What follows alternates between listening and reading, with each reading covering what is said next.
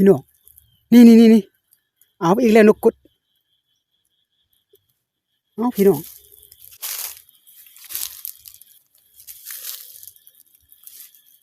โอ้ยนกกดพี่น้องเอ้ยยังบ่ทันตายอีกแล้วพี่น้องนี่ถึกปากพี่น้อง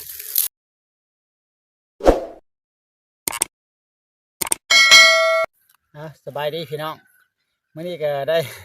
ที่ว่าหลังจากห่างหายไปประมาณ4 มื้อ 5 มื้อนี่แหละพี่น้องบ่ได้ลงคลิปให้พี่น้องเบิ่งโอ้ยเนื่องจากว่าค่าเวียกเด้พี่น้องเนาะมื้อนี้จังเบาจันมีเวลาออกมาใส่กับนกคือเก่าเด้อนี่กับนกอยู่ตรงนี้แหละพี่น้องเอ้ยก็บ่หลายดอก22หลังคือเก่ามาจุดที่ว่าบ่นี้เราเบาจันเมื่อก่อนปล่อยนกกันเด้ปล่อยนกอันน่ะนกกดอันตัวนึงอันเด้ก็ได้ตัวนึงกดปล่อยตัวนึงแต่ว่ามา 3-4 เทื่อละเพราะว่านกน่ะเฮายังมาก็ยังพอได้กินอยู่นะเอาขออนุญาตไปใส่น้ำกันก่อนพี่น้องไปบ่มีอย่างละมีแต่อาวุธเท่ากับมีแต่ผ้าผืนหนึ่งกับเนาะนี่กับก็อยู่ในถุงนี่กับก็อันนี้แหละพี่น้องเอ้ยกับดักหนูนี่แหละเยอะเมื่อคืนได้แมงจีซ่อนนี่ดักแมงจีซ่อนเอาพี่น้องนะอันนี้ละจะใส่ไปเบาจันจะใส่หลังแรกอยู่นี่หลังนึงพี่น้องนะเห็นไหมหลังแรกพี่น้องเอ้ยใส่อยู่นี่แหละ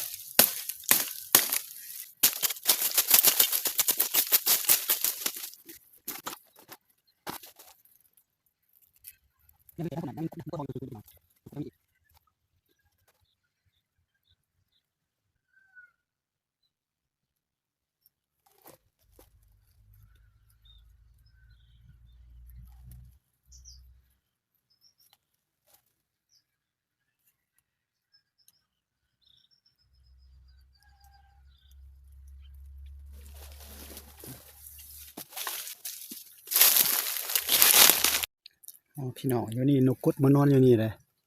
นกกดหันนะนี่พี่น้องเห็นบ่ขี้เพื่อนนะสะขาวเพื่ออยู่นี่นะพี่น้องเลยนกกดนอนอยู่นี่สงสัยว่ามันจะอยู่แถวนี้บ่าวจันก็จะใส่เมื่อนี้จะใส่อยู่แถวนี้หลายกว่าหมู่ที่พี่น้องใส่เข้าไปอยู่เลือกๆเพื่อนละเอาขออนุญาตใส่ก่อนพี่น้อง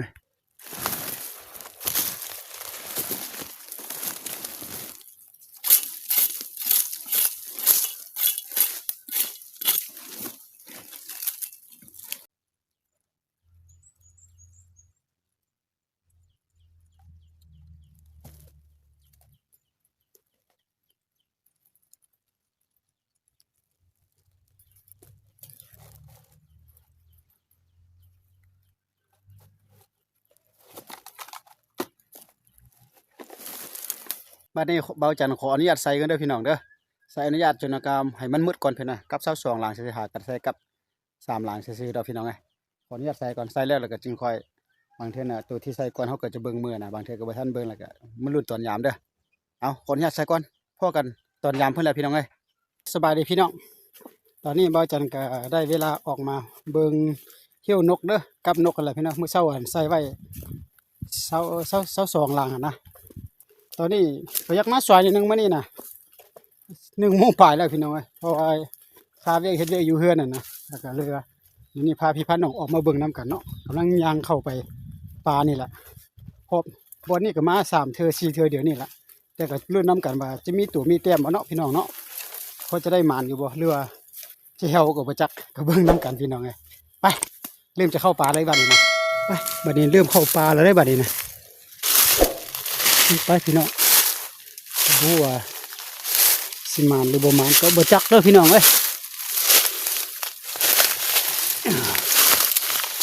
มีนกใหญ่นะต้นไม้นี่เบิ่งไหม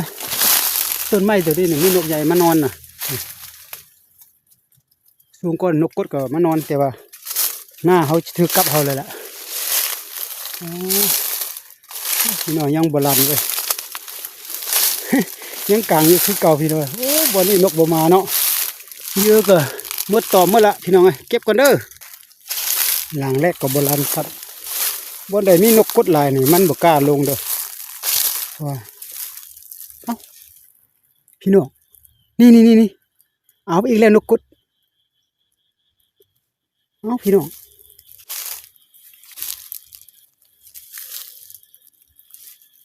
โอ้ยนกกดพี่น้องเอ้ยยังบ่ทันตายอีกแล้วพี่น้องนี่ถึกปากพี่น้องขออนุญาตเด้อพี่น้องเอ้ย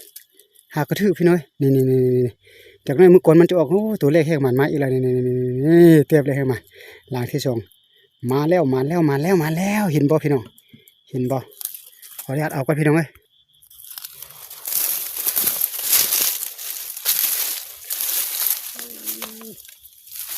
นี่ขนาดพี่น้องเอ้ยหากระทึกพี่น้อง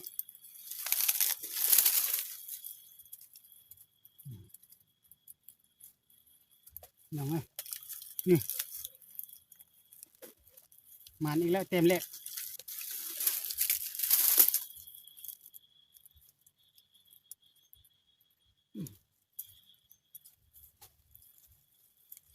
กินก่อน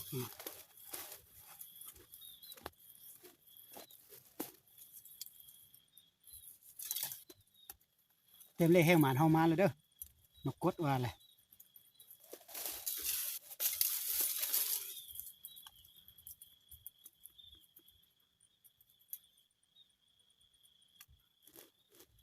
อยู่บนนี้ส่งตัวแล้วได้ชุดก้นกระเทือนึงหอบที่ก้อนหันกระเทือนึงได้ถึกเดี๋ยวนี้ก็หอบที่ถึกไปเบิ้งตัวพี่น้องบัดนี้เขาจะเข้าป่าแต่เข้าตัวนี้ได้พี่น้องเข้าอันนี้เราไปอยู่ไหนเพื่อนเราไปเดี๋ยวซอดออกไปอยู่เพื่อนพี่น้องไงไปจากนั้นเมื่อนึงออกมาทางนี้คือเก่า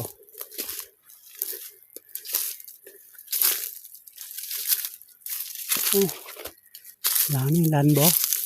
โอ้เมื่อก่อนเนี่ยวันนี้ทุกทึ่งนกนกไก่หน้าน่ะ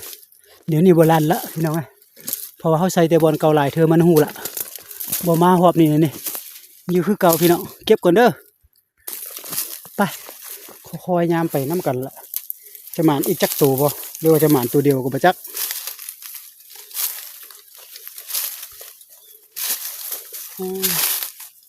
อยู่นี่ก็โบราณชุดก้อนได้อยู่นี่เด้ยายอยู่นี่ตัวหนึ่งเลยชุดในใส่อยู่ในโบราณยังอยู่คือเก่าพี่น้องเลย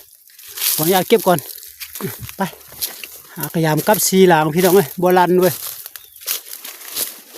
หลังนี่ดูคอยเบิ่งไปน้ำกันพี่น้องเพราะว่ายามไว้น่ะยานมันหลงกับนะโอ้อันนี้กลับไปทางใดวะคือว่าใส่อยู่ได้พี่น้องมันไปหาอยู่ใส่โซ่หากลับเบิ่งก่อนพี่น้องอยู่นี่ใส่อยู่โอ้นี่เสือกโอ้บุทึกพี่น้องเอ้ยจักทึกยังบุพูดแล้วนี่ลันฟาวบาดนี่นะหลังนี่นะนี่เยอะสะมืดไปคอยเบิ่งไปพี่น้องอยู่ในหันหลังหนึ่งโอ้แสดงว่าได้หลายตัวเติบแล้วเดินนกกดนี่หลังนี่เด้อลันบ่หลังนี่ก่อนโอ้เต็มที่สองมาแล้วติดนกน้อยเด้อติดนกน้อยนี่เต็มสองนกน้อยพี่น้องเอ้ยเอามาแล้วเต็มสองเอานี้กินบ่นี่ประมาณ3นี้แล้วพี่น้องมันเต็มสองไปหลอดเครือไปจังซี่ได้พี่น้องสองใช่อยู่นี่หลังหนึ่งนะใช่บ่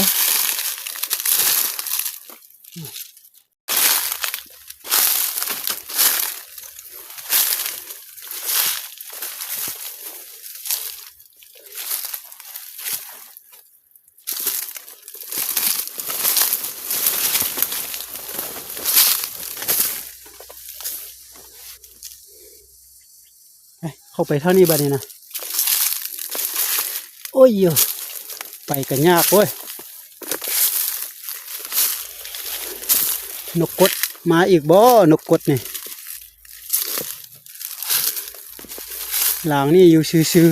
ๆบ่ลันหลังนี่นะเก็บก่อนเด้อ สุดแล้วนี่อยู่ในหั่นเบาจันมันปล่อยนกกดหั่นอยู่ในหั่นล่ะพี่น้องเอ้ย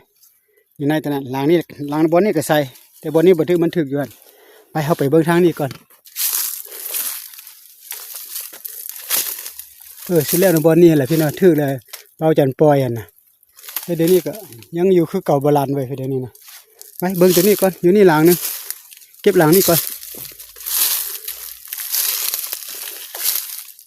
หลังนี้ก็ลันแต่บ่เห็นหยังโอ้ลันฟรีพี่น้องเอ้ยนี่ลันเป่าเว้ยไอ้เนาะ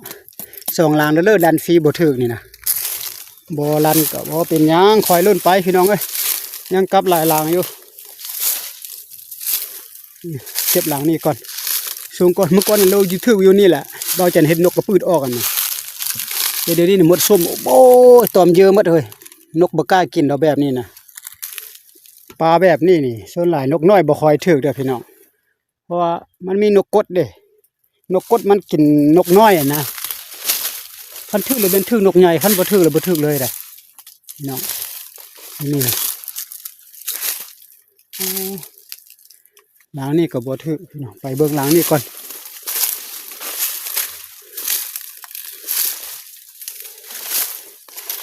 หลังนี่หลังนี่อยู่หั่นน่ะมีข่วยนะพี่น้องมีข่วยหนูบ่ข่วยหยังบ่เนาะไปจะพาพี่น้องมาเบิ่งนี่พี่น้อง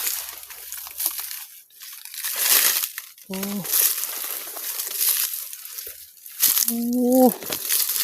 ลันอยู่บ่ถือหลังนี่ก็ได้นี่โอ้ลันฟรีเว้ยพี่น้องเสียดายเนาะนี่ข่วยนี่นะนี่พี่น้องแดงๆนี่นะจะเป็นข่วยนูวายเนาะนูวายนี่แหละพี่น้องนี่นะโอ้หลังนี่ก็ลันได้พี่น้องเลยโอ้แลนบุติดเว้ย3-4หลังเลยพี่น้องมาบางเธอพี่น้องมันเป็นจังซี่นะมันลันแล้วก็บางเธอก็ทึกอยู่ก็แต่ว่ามีแนวไปกินบ่นกกดก็คันวันมันมาเจือใส่มันก็กินคือกันน่ะนะคันกินนกน้อยเด้ขออนุญาตเก็บก่อนเด้อโอ้หลังนี่เบิ่งแม่พี่น้องทึกแล้วก็มีแนวน่ะกัดน่ะนี่ไล่ตกอยู่ใส่บ่ฮู้พี่น้องเอ้ยนั่นกัดอย่างคักในบักทิศนี่ซื้อแป๊บเลยพี่น้องเอ้ยอ๋อแสดงว่าทึกแล้วก็มันกัดออกไปอีกละบ่เป็นหยังเติม2 อาทิตย์จึงค่อยมาใส่2 อาทิตย์3 อาทิตย์เบิ่งไปนี่ดูลันบ่นี่นะโอ้หลังนี่ก็ลันอีกละให้บ่ติดพี่น้องเอ้ยบูนั่นหลังนี่ก็ลันพี่น้องเอ้ยโอ้แสดงว่า3-4หลังแล้วเด้อ4หลังอันนี้4หลัง5หลังตัวนี้ลันบ่ติดนะโอ้ยเสียดายเด้เนาะจักแม่นหยังมากินบ่ไปโอ้หาก็ได้นก2 แต้มซื่อๆนี่โอ้นะมีเสือกไปยากเว้ย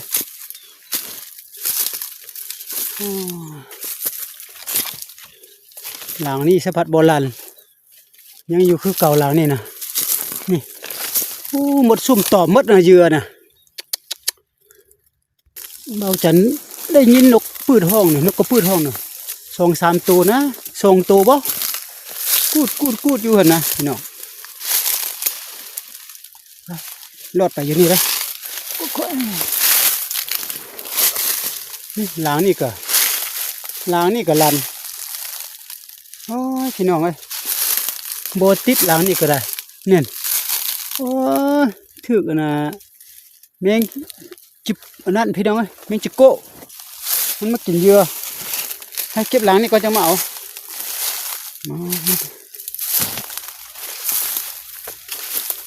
ลันอย่างวะหลังนี่โอ้บ่ลันไปหลังนี่อยู่คือเก่าเอ้ยมื้อนี้นี่ได้แต่นกกดตัวเดียวบ่มื้อนี้น่ะไปพี่น้องเอ้ยกับเฮายังเหลือบ่หลายละโอ้หลังนี่ติดอยู่เต็มที่3มาเลยเด้อนี่นกน้อยหลังนี่ติดอยู่โอ้หมดตอมหมดพี่น้องตอมแท้ตอมว่าเนาะอ๋อหมด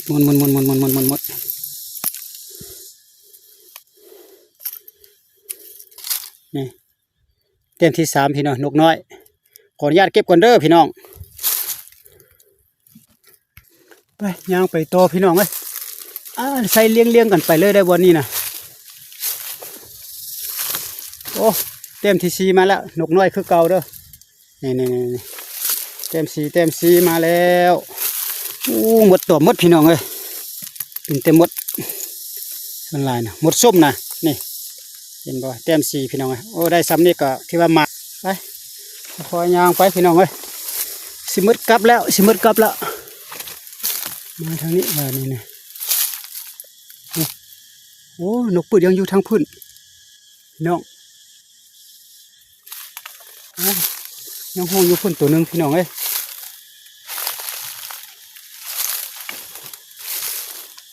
หลังนี่โบราณพี่น้องอยู่คือเก่าหลังนี่นะโอ้อยู่ในป่าเนี่ยพี่น้องเอ้ยอยู่เฮือนห้อนได้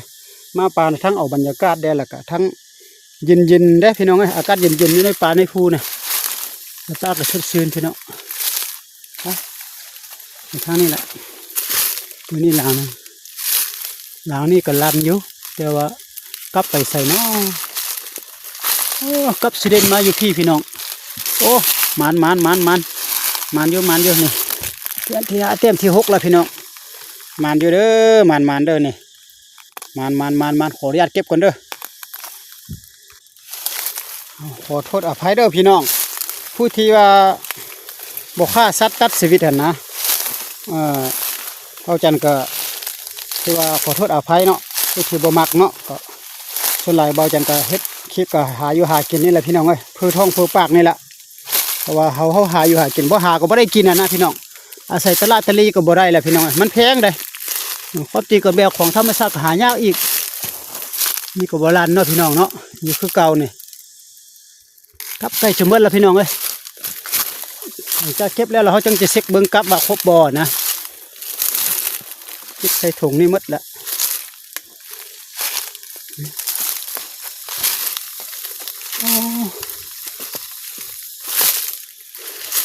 หลางนี่ก็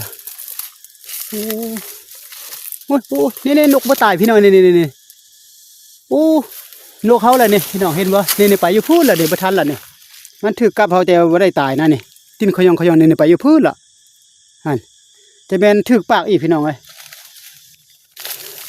ขันนกใหญ่ก็จะไล่เอาอยู่นกน้อยนะประมาณ3นี่แหละพี่น้อง3นี่นะ3กับนะถือกับดาวไปแล้วนี่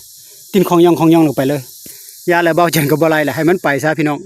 ยากพดเขาไปบ่ได้นี่หนาเตี้ยวได้พี่น้องแต่เขาเบิ่งอยู่ทางกล้องคือว่าอันแจ้งคือไปได้สบายบ่ได้บ่แม่นเด้อพี่น้องไปยากเติบเด้อค่อยๆไปได้เบาจันก็ได้ออกมาเรายังเหลือกับลางเดียวซื่อๆคือว่าเบาจันชื่อว่าอะไรยังกับลางเดียวนะพี่น้องเอ้ยแม่นบ่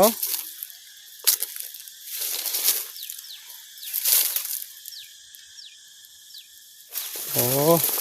นี่ใส่ยกขึ้นเลยหมดแล้วหมดกลับแล้วหมดแล้วไปแล้วพี่น้องบอลัน3หลังชุดท้ายอยู่คือเก่าเก็บก้อนบาทนี่นะ